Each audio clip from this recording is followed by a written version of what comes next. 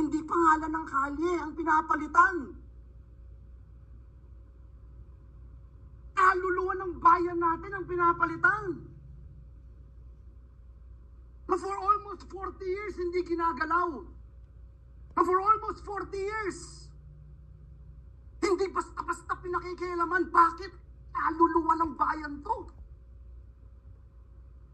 Now you see, with your own eyes, on television, now you hear the complaints of the people.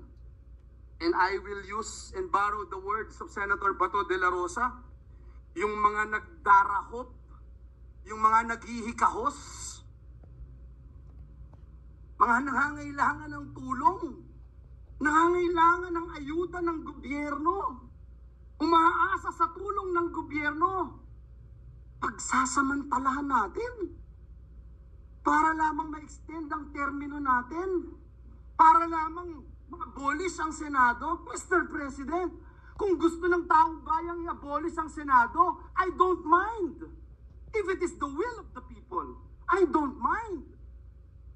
Ano mang klaseng gusto ng ating mga kababayan, dalhin man ang ating bayan sa kangkungan, dalhin man ang ating bayan sa impyerno, kung yan ang gusto ng taong bayan, susunod tayo.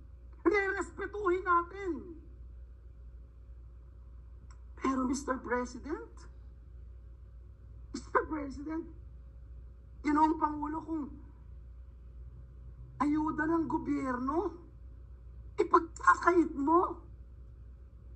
Kung hindi ka pipirma, hindi ka makatanggap.